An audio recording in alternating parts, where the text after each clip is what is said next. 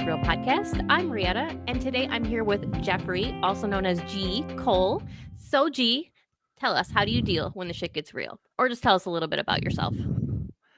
I've had a lot of experience with the shit getting real and lived in years and years and years of trauma. And so, how I deal is a very extensive story that I'm sure we'll be getting into here in a little bit. Fortunately, I'm in a space now where I really get to enjoy living at the highest level. I mean, I'm really living the dream. So, I'm glad to be here to share my story.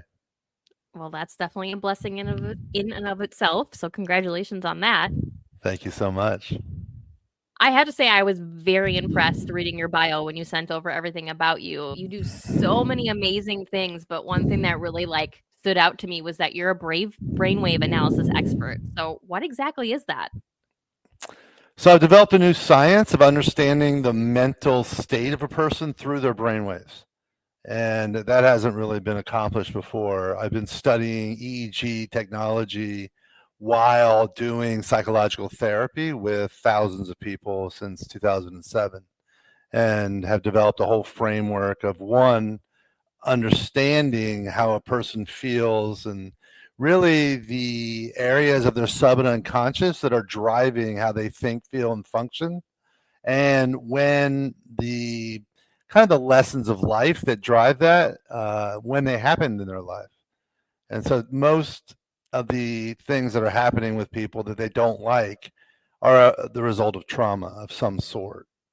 And I can tell pretty much in three different categories of time when those traumas happen and the kinds of trauma based on the area of the brain and the level of the mind where the trauma is resident when I review the brain waves. That's really interesting. Did you start studying this or get inspired by your own trauma? Is that where it stemmed from? Yes, I tried. I was suffering, suffering, suffering. I mean, I had 7 years of depression. I mean, that was just those 7 years. I had a lot of other stuff going on both sides of that and in conjunction at the same time with that. And I just couldn't get the relief and help and that I really, really desperately needed. And so I really began my own healing journey back in 2001. And 2007, I found the neuroscience and I just dove in and started studying it. And I cured a really big issue that I had while watching my brainwaves. And that was like, wow, oh my gosh, I could see that on the screen and I could feel it. And it was, that's really what started it. It was that moment in time. I was just, and so I've been studying it ever since. That happened in 2007. So. I mean, that's super cool. Not the trauma fact, but the way that you were actually able to see it. So I'm such a visual person. So for me, that would be amazing. Something that you can actually tangibly understand. Right. We are, through the bulk of the therapy that we provide and that I went through, have the sensors attached and we're doing neurofeedback type work. I don't like to call it neurofeedback because there's 1,000 forms of neurofeedback. And our process is very unique. It's very precise and exact because I've been studying it for so long with so many people and had, first curing my journey and then being able to help so many people. I mean, that's why I was saying I'm so blessed now. We have miracles in our office every week, and it's just amazing. What did you cure in yourself, if you're willing to speak on that? I am very willing to speak on it. In fact, on both sides of my shoulders here is a book that I published. I was a best-selling author for about a month at Amazon. How to Live Anxiety Free, and the first, I think, 40-ish pages tells my story, what I went through. And the reality is I was suffering from anxiety issues, depression issues, having panic attacks, anxiety attacks. I also had, I grew up in an alcoholic home, so I also had addiction issues and severe depression that was treatment resistive. I tried lots of different things and just couldn't get them resolved. And I think one of the greatest gifts I got was finding out who I am. So I don't know if that's curing or resolving something. However, it was a big part of my journey was being able to, really know who I am, my purpose, the path, without any question, and that's been one of my most valuable gifts. Yeah, I mean, I think that's what we all want as humans, right? It's just to know our path and what our gift is. Yeah, it looks like you kind of found yours with helping people learn how to deal when shit goes the wrong way, you know? I think so, and I learned something from every single guest. Like, I'm already blown away. We've been in what? We've been in here 5 minutes, and I've already learned, like, 4 things. Well, it's one of the benefits of going through trauma and horrible things is there's a lot of lessons to be learned and a lot of character to be built, a lot of fortitude. And I mean, it's my life now is amazing. So I like to say that the glory is commensurate to the suffering. So hopefully I feel that way now. I'm not sure I would have felt that way 10 Yeah, years ago. yeah, 10 years no ago, kidding. yeah, 10 years ago, people would say to me, God won't bring to you what he won't bring you through. And I'm like, I can't make it. I'm sorry. This is too much for me. She just God, if you're there, just take me, because I cannot handle this anymore. Yeah, And you're like, I'm out. I tap. yeah, Somebody take the wheel. yeah, I actually did plan my suicide, and I say it was an act of God that stopped it. So Well, clearly you're still here, so yeah, that's I didn't do it. you didn't do it. No, and I've actually now helped lots and lots of people break their depressions and live depression free, which is Yeah, and where would all those amazing. people be without you? Well, I shudder to think. Um, I mean, I've actually had people, who've tried to kill themselves and ended up in the hospital, and then went from the hospital to me, and that's happened many, many times. I've had people look at me and say, "Look, if this doesn't work, I'm telling you, I'm going to kill myself." And I'm like, "Okay, let's go. Let's do it." And thankfully, they're all alive today. So That's gotta be a lot of pressure on you, though. Do you feel the pressure, or are you so confident in the system that you're just like, "I got you"? I am that confident in the system. However, I also have I'm so when people come in, I do a brainwave analysis. So it's kind of like the GPS for your car. When you light up the GPS or you're on your phone, you get a map of where you are. And so I get a map of the intricacies of the mind and where the person is. And so I can really see how much danger they're in. And if it is too much for me, I refer them to a higher level of care than what we provide here.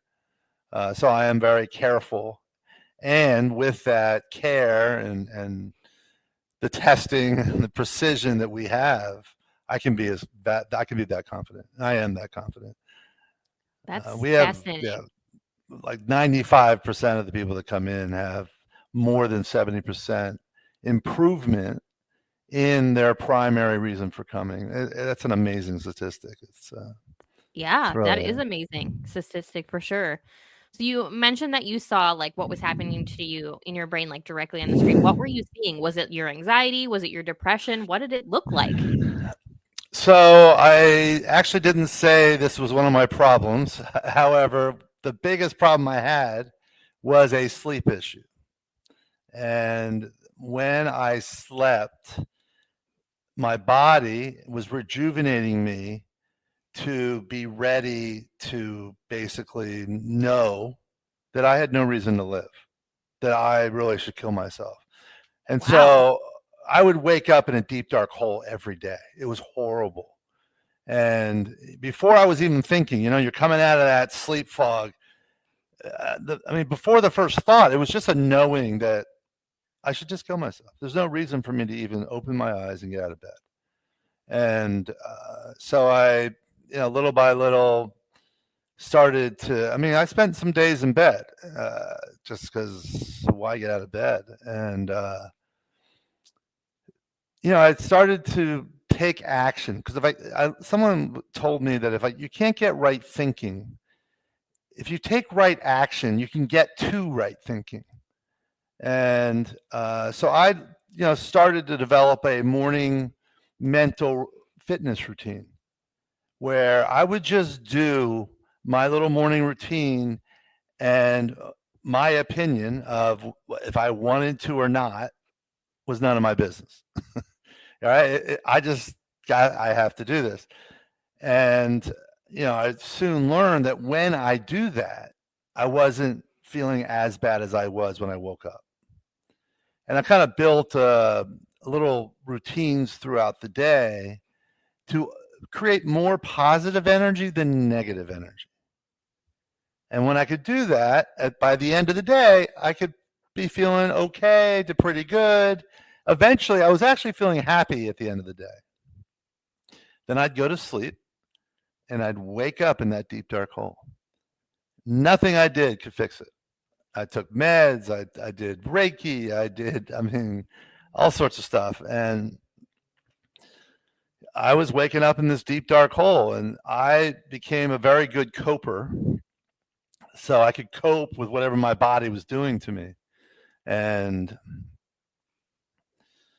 then I was working for a psychologist, and I was studying psychology, and I found neurofeedback, and I found a person who created his own system in Arizona. And so I flew to Arizona. His office happened to be 4 miles from my sister's house. And so I went and stayed with her for 2 months, and I just studied. And I learned there, and then through my research, that PGO waves run sleep, and O stands for occipital lobes or occipital waves. And so we were graphing my occipital waves, and that's the brain waves in the occipital lobe. And I found some research studies back then. This was 2007, and the research studies were done like 1990s, where they showed that self-esteem was directly related to occipital lobe imbalances, and that sleep was directly related to occipital lobe imbalances. And depending on where the imbalance is, so when I say imbalance, so you have a left occipital lobe and right occipital lobe. The left side is the linear grounding. It's the side that's doing all the nuts and bolts to rejuvenate you. The right side is the one that's doing all the meaning. Who am I? What do I need? What's the strategy here? What's the global situation that I want to fit into? And what do I need to fit into that? And so that you want the two to work together, okay? So you want the energy to be flowing from the left and right brain. The left brain is deactivating and action-oriented. Well, it's the how to carry out the action. The right brain is activating, which pushes you to take the action, and why. And so when they're not in sync, when I say in sync, you want them within 10% of each other, not exact. Because imagine you got two people talking to each other, they're both talking the same speed, so you can't get through. You want one to talk, one to talk, and you want them to be within 10% of each other. That's a balanced occipital lobe. And we're measuring from 0 hertz up to 60 hertz. Okay, that's what humans create. It's electricity. One wave of electricity is called a hertz, 1 hertz. So we're also looking for more of the functional sensory brain waves in the occipital lobe, because that's it's the area of your brain that all the systems of your body check in with to see who am I and what do I need. Right? So it's the identity center for us. And so when we're sleeping, all the systems of our body are rejuvenating, and they need to know, all right, what am I rejuvenating for? I mean, do we want to just be like the cat on the branch hanging on to survive? Or do we want to be thriving, right? And if we're not coaching that, it's just thriving. It's just surviving. I mean, it's just hanging on the branch. It's just hang in there, baby. I walk around and say, hey, how you doing? People are like, I'm hanging in there. I'm like, oh, I'm so sorry, because I'm fantastic. I live my days just sailing. And, so that's actually what happened is that was the final little thing that I wasn't able to fix was my sleep. I was able to get rid of the panic attacks, the anxiety attacks, all that stuff before I found the neuroscience. And then what I wasn't able to do was change the mental side of sleep to change the physical side. And so I did that. I mean, I was the fourth day I'm at this, I was graphing my brain and we're doing work on it. And that's when I realized how important what I think is for my body. Because where is your mind? I mean, I love when doctors say, hey, it's just in your mind. I'm like, well, where do you think that is? It's in my body, Right. you know? And whatever you focus on, the number one thought pattern, whatever it is growing in your body. Literally, what you focus on grows in here. So, I don't want to just be hanging in there. It's a horrible thought. So that's when I was, graphing my brainwaves, and we did specific work to coordinate the left and right to work together. And it popped, and I woke up the next day. Depression was gone. That is I amazing. I was shocked, and then I could see it. I could see that my brain was working with me. I mean, we were working together. I mean, it was really, really helpful. And I brought that back to the practice I was in and started to help. I've now helped thousands and thousands of people. So. What was the work that you did to get them back aligned? So that's an interesting. There's a lot of layers to that. So I found out. So the occipital lobes start to form in the last trimester of the pregnancy. When you're born, your nervous system's ready for you to live life. Well, you had to get there, and it happened right before you were born. So there's stuff happening in that last trimester that affects a person's outlook on life. There's the mental side.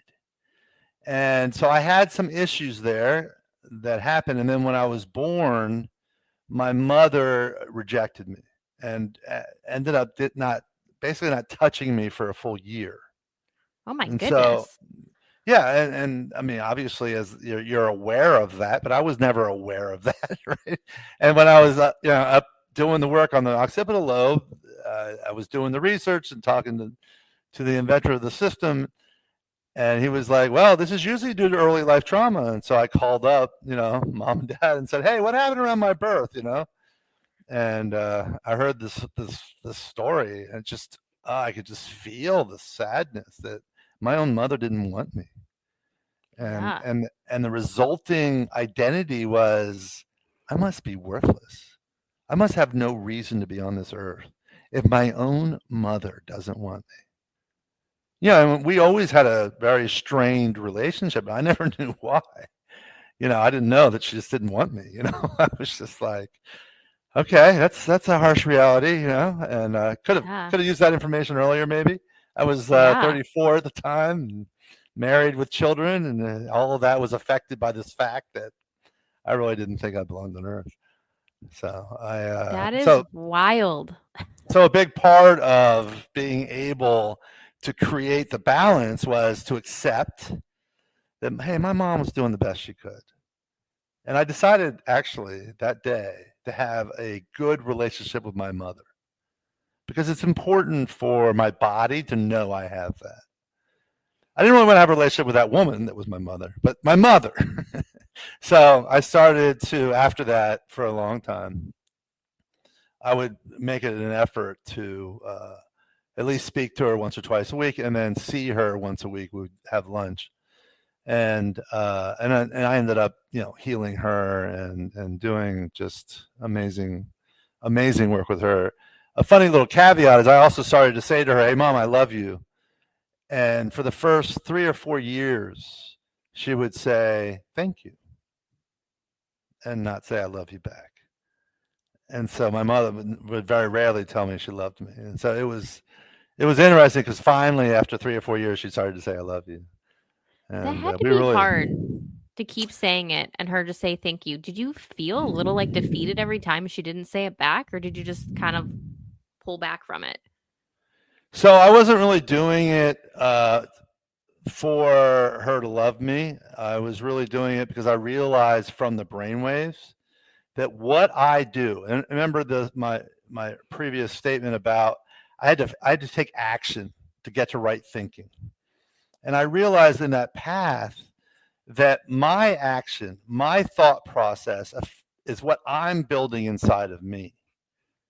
And so I wasn't really doing it for her, which probably is not as conscious as I would have liked to be. Well, I wasn't really doing it so much for her to know I loved her.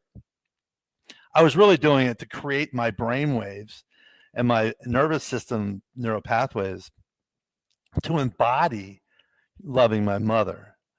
And so not hearing it back, didn't affect me too much because I was really doing an exercise to avoid having depression.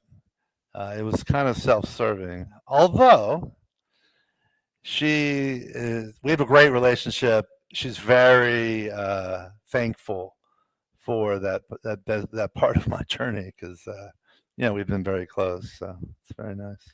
She's 91 now, so don't tell her I told you Oh, how old she is. we'll edit it to say that she's like 51 or something. Okay, yeah, perfect, yeah.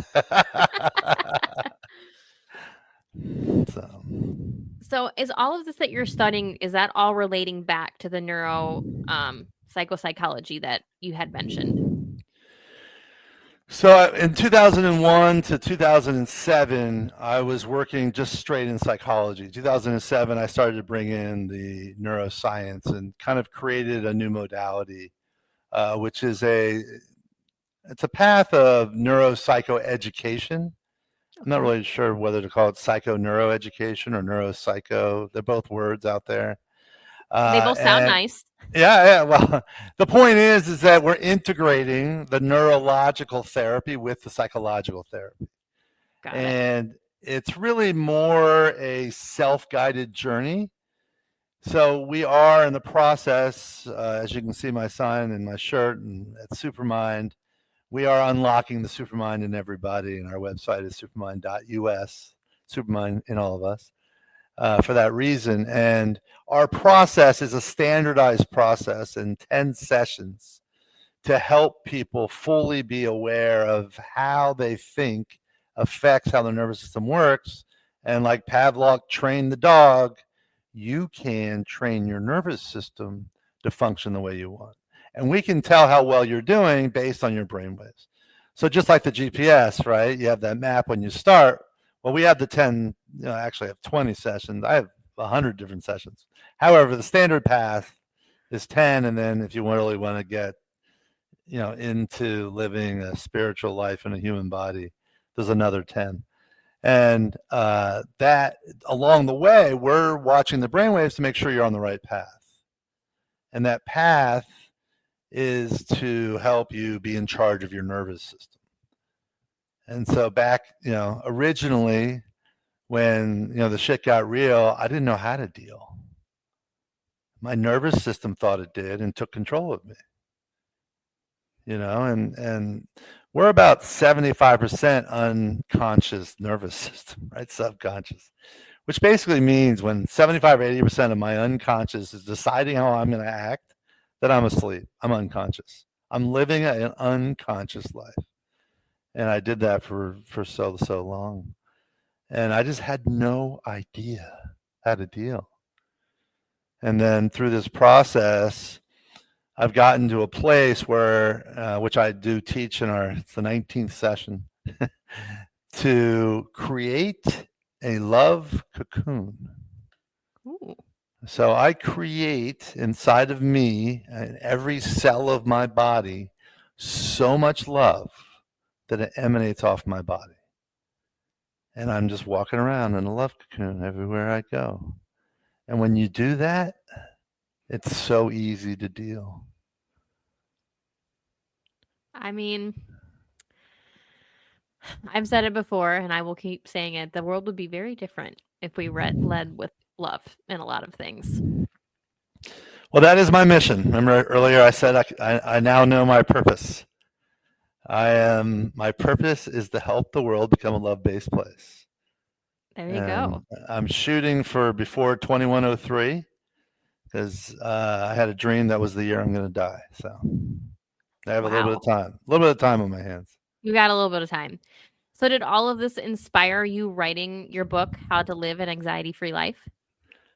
Well, a lot more happened. And so this is a very small part, yes. I, the idea of helping the world live from love happened, well, I mean, really came to fruition for me because I was illegally put in jail. And Oh, well, that's yeah, nice. yeah, it was difficult. Now I was already, it was in 2013, which is 12 years ago. And I mean, I started in 2007, so I had, 6 years under my belt, and I was in pretty good shape mentally. And I understood what is driving so many people to treat people, in a bad way. And I've learned that through reading the brainwaves and studying the people that come through. And I mean, I know it's not a news flash for you. It's fear. We are fear. Humans are fear-based pack animals, and our fear drives us to want to belong to a tribe or a pack. And 200,000 years ago in the Serengeti, this was really important, right? If you're wandering around the Serengeti alone, you're going to be eaten and end up as shit. And we don't want to deal with that. So, so it was important. However, the world has developed, and the importance of a singular tribe is no longer there. Our societies, I mean, just think, how many tribes are you a member of?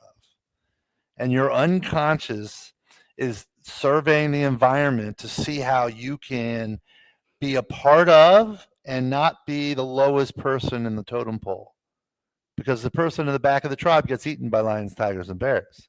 So you want to Oh be up in the my. middle. Yeah, oh my. So you want to be up in the middle or the top, right? And so that's an unconscious mechanism that causes us to treat people badly so we can move up and get higher up on the ladder and keep for no reason at all anymore. You and I could just sit in the corner of the room we're in and do nothing, and we'd be okay for at least a month. We have absolutely nothing to worry about. We get to Mhm. choose everything that we worry about. We are so blessed in the developed world. In the non-developed world or in war zones, a different story. Here in the developed world, and so it's important to condition our nervous system to live that way. And the reality is to live from love. And so when I was put in the jail cell, I knew what was going on. I was in a pretty small confined space with 50 angry men that were scared. And every 3 days, 80% would leave, and then a new group would come in because there was an arraignment every 3 days. And the judge put me in there to try to break me. And so I wasn't allowed to leave. I stayed in the cell. That And sounds horrible. yeah, it was pretty bad. However, look, I know how to meditate. I know how to be happy wherever I am. True, Back true. in 2010, I created the sweet, delicious breath. So I'm just breathing and I'm happy. And these guys thought I was crazy because, like, I'm hanging out, having a good time. We're having casino night. I'm teaching Sudoku. We're doing all sorts of stuff. And, because, I mean, we're going to do the time. It doesn't have to be a bad time. It can be a good time. And that was something I said a lot to these guys. Anyway, so I'm on the third day, I had figured out what was going on. And I'm sitting there in the cell. And the guys had left, and a whole group comes in, and this young man looks at me and says, "I'm going to kick your ass." And I looked at him and said, "What are you scared of?" He's not even scared of another motherfucker. "I'm going to kick your ass." And I said, "You're scared of getting stabbed. Anybody going to stab this motherfucker today?" And everybody just started laughing. I assume I can cuss since this is a shit Oh yeah, because of the absolutely. shit on the title. Yes. So yeah, and so everybody just started laughing, and I said, "Look, what I just said to you." I said, "Look, we're gonna be here for a little while. We can have a good time, or we can do what the man wants and suffer. What's your choice?"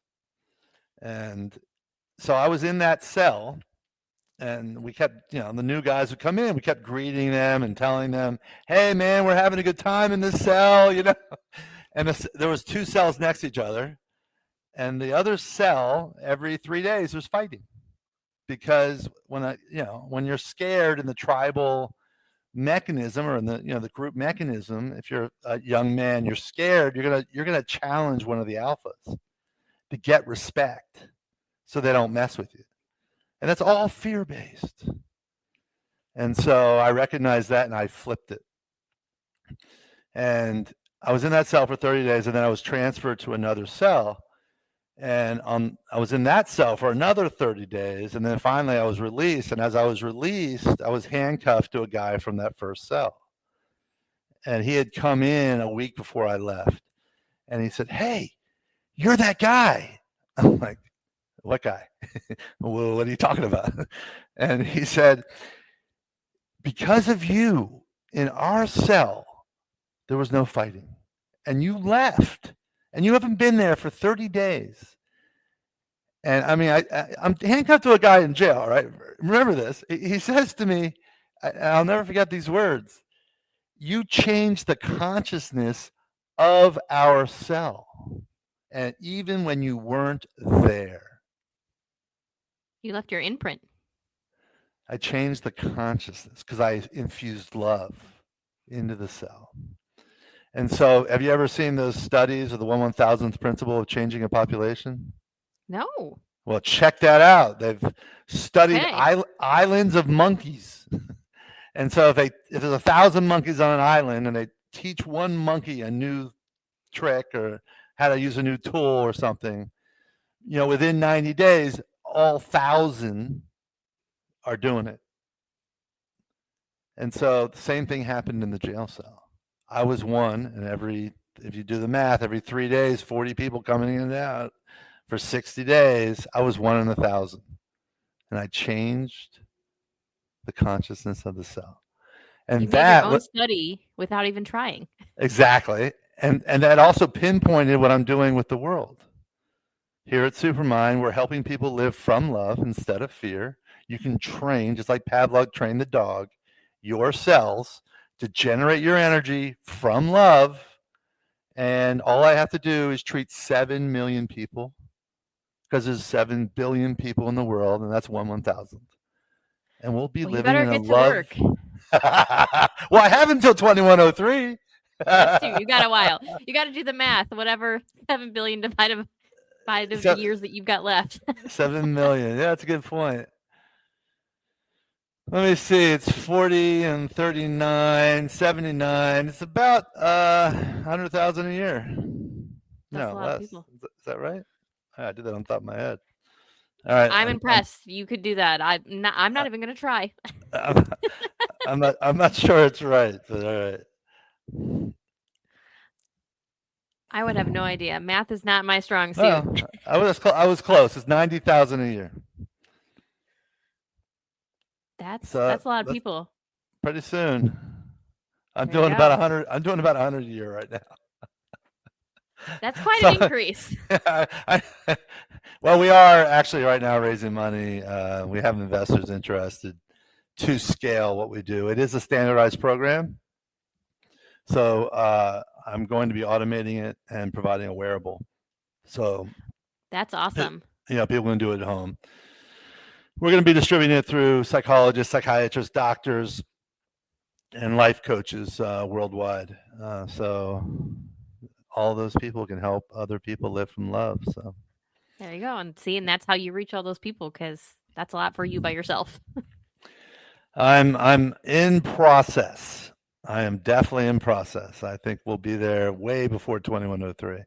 So the reality is I'm going to get to treating 1 million here a year pretty soon. So once I get there, it's only 5-6 years. I'm done. There you go. Yeah, and you're going to help. I am going to help. I'm proud to be able to help. You're helping already. So See? yes, so that's how I deal when the shit gets real. Is I generate love. I mean, love is the way to go, right? Well, love is patient. Love is kind. Love does not envy. Have you heard this before at weddings and all those kinds of things? All those One of kinds my of things. Yeah.